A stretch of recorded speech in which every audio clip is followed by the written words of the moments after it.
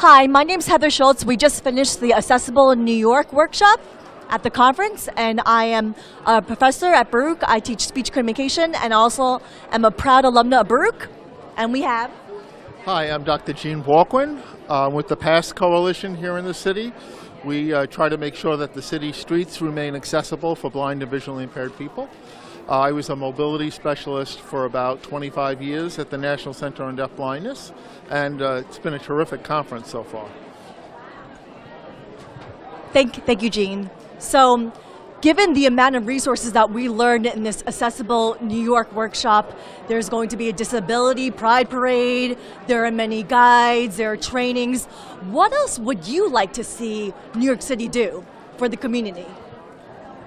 That's a really good question. I'm looking forward to marching in my next Disability Pride parade. I have a visual impairment myself and consider myself part of the community. I think one of the things that we want to do these days is to make sure that New York City, which has a history of being a very accessible and wonderful place for people who are blind to travel, we want to keep it accessible.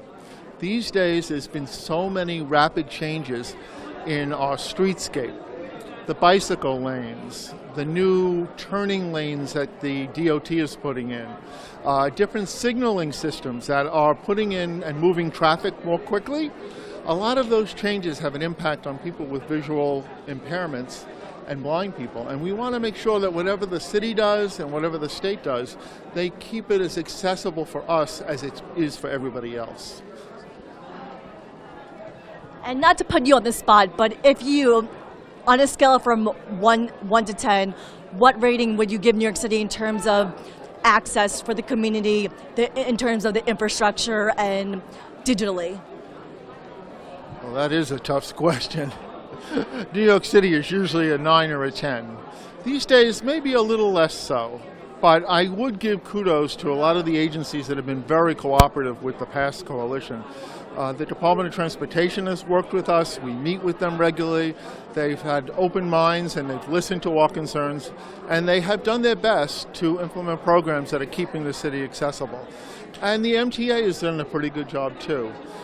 We have some issues, ongoing issues in keeping the cities accessible, keeping the accessible pedestrian signals working. And so there are issues there, intergovernmental agency issues that we're dealing with.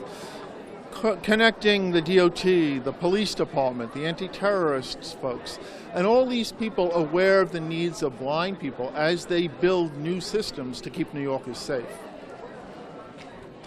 Thank you so much, Gene. So Wally, he's a digital accessibility coordinator, and given his own tie to New York City, he's also a Baruch alum, so he holds New York City agencies accountable and making sure that their content, their digital content, is accessible. But besides Wally holding the New York City government agencies accountable, what can the community do to get involved?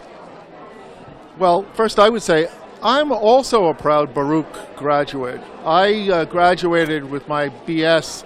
My home college was Baruch. I graduated through the CUNY BA program. So I spent some time here at Baruch myself, and very happy for that.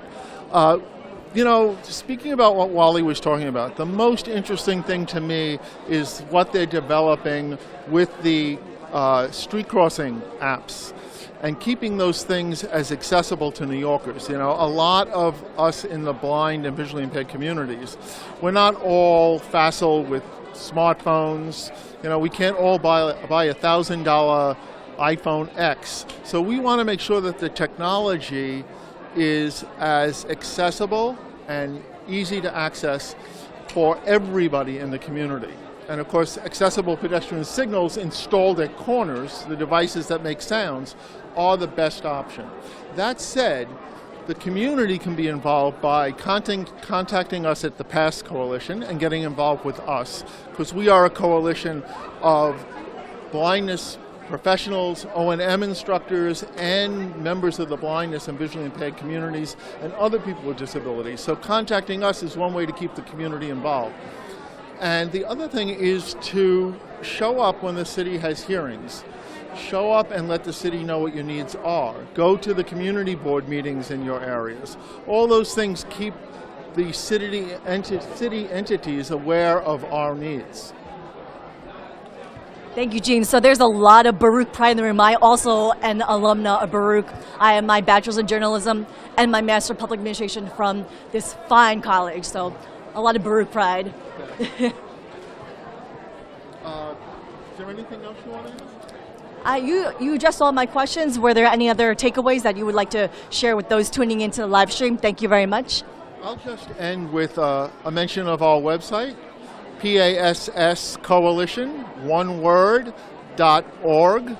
And there you'll find our contact information. If you have questions about accessible pedestrian signals or the other things the city is doing, let us know, because we'd like to be a voice for the community that connects well with the city, and we think we're doing that.